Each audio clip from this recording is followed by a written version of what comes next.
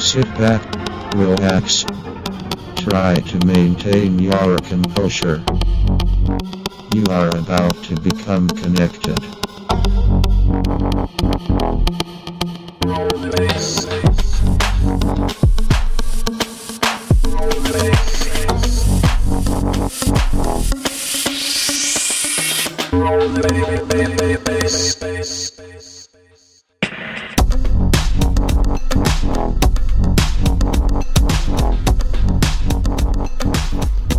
Welcome.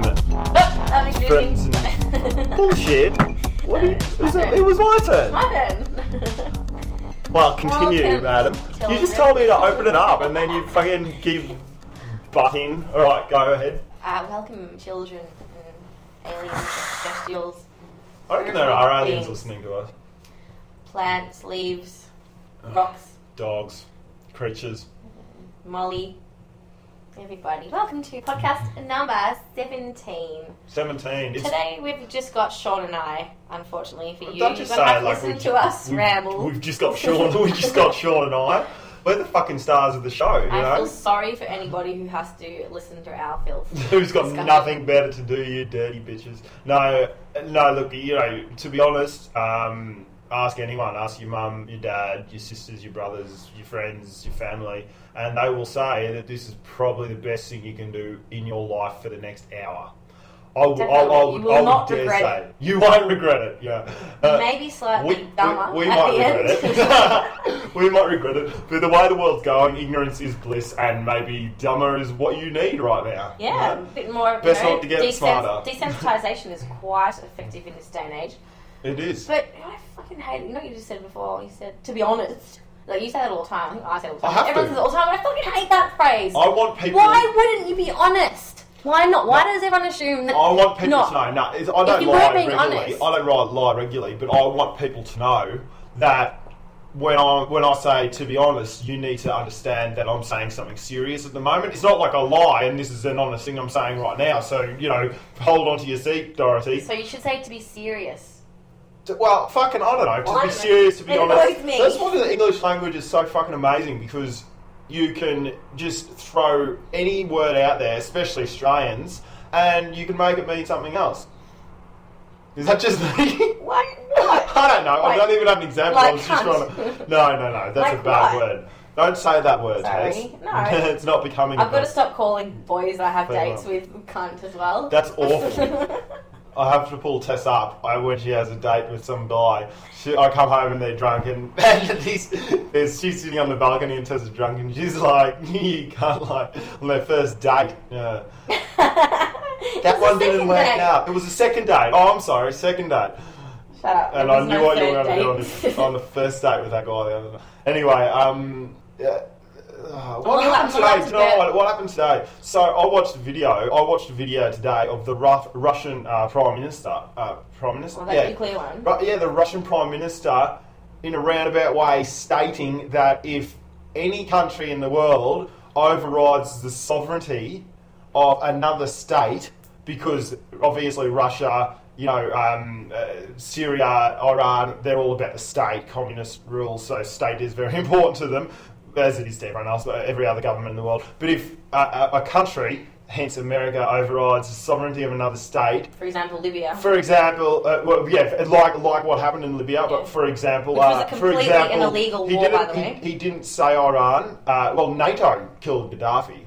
Illegally. NATO, a culmination of all countries. So anyway, the president of Russia, what's his name? It's not Putin. Putin is someone else. Medvedev, yeah, or something like that. Medvedev, I don't know. So he basically said in a roundabout way, what didn't say America, he didn't say UK, he didn't say if any other country illegally goes in. He just said if any country overrides the sovereignty of a state and doesn't let the country work out their own problems from the internal conflict happening, then nuclear war by Russia is a possibility. That's what he said, openly. He said on an international stage, and sorry, I'll go on to this next bit later. But this is ridiculous. This is ridiculous.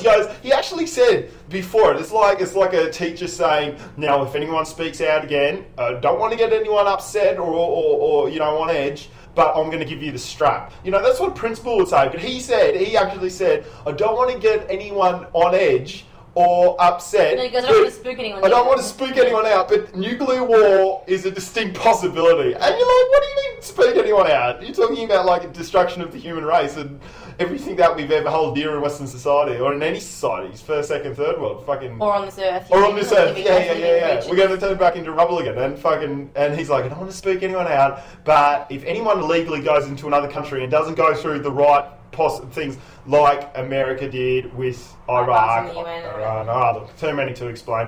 I don't want to sound negative, anti-American. That's what all of our parents say. They're probably listening out, but that's all our parents say. Like, hi, Mum. Hi, Mum. It's good to say. I promise I'll try not to swear too much this podcast. I promise She always I won't burp on the podcast. Or fart. She's already farted. No. But. Our parents, they were saying, now look, before you speak about too much about anti-America, anti-Western world, make sure you know what you're talking about, because you sound like you don't know what you're talking about when you're so anti. But what our parents don't necessarily understand too much is they were brought up with right and wrong, communism bad, Western good. No, they were brought up with black and white, bad guys, good guys, yada yada. But in our generation, the information we get, we're brought up with, there's a fuckload of grey area everywhere. The black and white is only a really thin strips on the side, and this grey area just spans out whole in the grey area. Especially because you can't really trust what the governments say anymore. You can't trust what anyone says anymore. So even what used to be the right for our parents, the right used to be what the government would do and say, now that whole thing is a grey area. There is no right anymore, because we simply don't know what is right, because we're not given the correct information. Yeah. So there isn't any that's black what or I mean. white, it's all grey. You do some research and there definitely, there's definitely staggering amounts of information who was, the negative aggressor in certain wars in the past, like who was out for the wrong reasons, really, you know what I mean? And that was a lot to do with, Russia and China and Japan and a lot of these other countries in wars during our parents when they were first born, throughout World War One, World War Two. Even that's not clear, because like you're saying... I'm saying, generally speaking, let's not go into too many specifics about that. Well, no, I don't know, I disagree. Like, how do we know people aren't killing for a certain reason that they're not disclosing to the public or something like that, and their intentions are actually really good in terms of what's best for their country or something? Then even if that's the case, why they've still made a judgment call that their intentions, and what they're about to do is okay to do to save their own nation? And to me, that decision itself isn't the right thing to do, even though their intentions are pure, because I don't think any person should die so another person could live. Well, so it's all grey. For that instance, you've got this big, the big high horse that America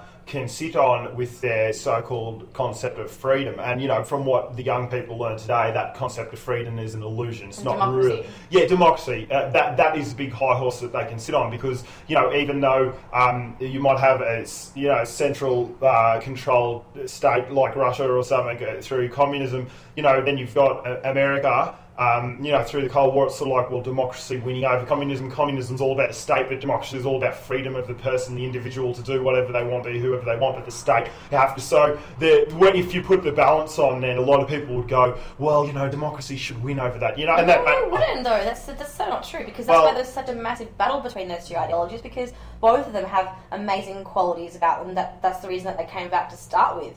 When you're looking for the benefit of the community and doing things for the community, and everyone's looked after, they are pretty damn good, appealing things about a socialist society. So why would people just automatically choose democracy and freedom, especially in a capitalist society, which obviously is not creating, equality? Well, no, because if we're looking at it from the perspective of back in the day, the American, the democracy, the American empire was only, at its adolescent stage. when now it's growing up to be a sort of a young adult or even, middle-aged, and it's going through massive crises because of power and corruption and all that. So that's what we're seeing now. Right, yeah. But back in the day, the American dream and, the growth of, everyone was getting paid. We still hadn't seen the downside. We hadn't seen the downside of capitalism, and that was glory days. Yeah, and you could look back and, the American dream was what everyone wanted to live in. The middle class was massive, and now it's just all, people at the top are raping everyone for money. But what I don't understand is why, there are plenty of democratic countries in the world. Why is it that America think that theirs is the best and that theirs is the one and that it's their job to go impose on other cultures? It's just indoctrination. You do not see, countries like Holland, going over to Libya and telling them what's what. Yeah, no, certainly not. Well, no, because what the fuck? Because they have good relations with people and they don't need to make sure that they got cheap oil rolling in. It's look, all that stuff is lovely. It's all that tiring stuff is and exhausting. But anyway, to be back in the day. But this is anyway. I was about to say before. There was I listened to a podcast, Coast to Coast FM. Coast to Coast FM. The Russian, the same dude. This is the same guy. Apparently factual. It is hearsay because it wasn't recorded or anything. But same guy who was declaring what Shaun just said before about nuclear war, being a possibility from Russia if sovereign states get their sovereignty, whatever. He's also. There's also the same gentleman as when Putin came back into power in Russia. Not to spook anybody. No, not to spook anyone. No, not to spook anyone. He should have said it before he fucking said that. Not to spook anyone. But anyway, sorry, we'll get to the point. He was basically kicked out of the rule of ruling Russia because Putin was just automatically coming back into power, and he said very sternly to a particular reporter. They asked him about what were they called, the black files, the black, not the X files, but like the black listing or something. Anyway, apparently every Russian president, prime minister, when they come into power, they get a certain amount of files, and what these files state is they're all the aliens who are currently living amongst us. Mainly in Russia, but also amongst us, and also a set of files of exchange programs of humans who have gone to different planets and are supposed to be returning at a certain time. He said this to a reporter, and the reporter wasn't recording or anything, but apparently came from a very reputable source, and that's as far as I can go with that. They have a video of it though, don't they? No, I don't think they got a recording of it. I'm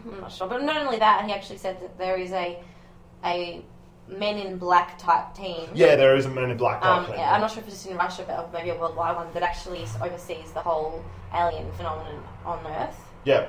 And what happened was, that's what they said. She goes, well, where's the proof? And he goes, look, to be honest, watch Men in Black. And he goes, that is fairly similar, apart from all the Hollywood special effect monsters and all that. He goes, but that is a similar sort of thing to what happens. And he said this completely sternly, whether he's having a joke. That's not the sort of thing a joke you want to hear from the Russian Prime Minister. Because the amount of things that the Russians and the Americans are doing behind the scenes, I wouldn't even be up with my wildest imagination. I could smoke some weed, take some acid, eat some shrooms, all at once, and then come up with the most outlandish explanation of what could be going on in the CIA or the Russian Special Force or whatever, and I couldn't even come up with it. I don't reckon I could come up with a more outlandish thing. I started to think about what's really going on with those types of organisations that we don't know about. You don't know about that. There's massive funnels of money just going in just to keep fucking supporting these secret societies. Things that they must know. Because there are certain things that we know for a fact that they have been into, and that is one thing is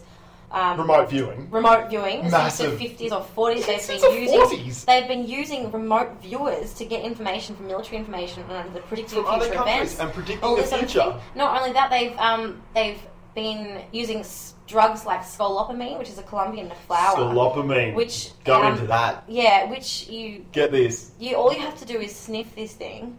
It has to come across into your you have to absorb it somehow, whether it be in your skin or your nose, by it drifting past. and it puts you under a sort of like trance where you lose your self-will, so you're completely with it. It's a completely natural substance. It's just a flower. In Brazil. In Brazil, is it? Or Spain, or wherever? Oh, no. Yeah, South actually, America. so no, Colombia, because I've seen... Colombia, definitely. It's just in Colombia. Yeah. And you maintain your, like thoughts, and you're able to function and everything, but you actually just lose all opinion and will. So you get to be, people can control you and ask you to do things, and you're influenceable. So, for example, things that people get you to do is you can say, "Oh, do you want to go and take out some money for me and bring it back?" And so you go up to your ATM, you use your card, and give money to someone else. The next morning you wake up and like, I don't know what the fuck I did that for. But the thing is, though, this actual flower. I was watching a little documentary on the garbage island in the Pacific Ocean, which, if anyone hasn't heard about,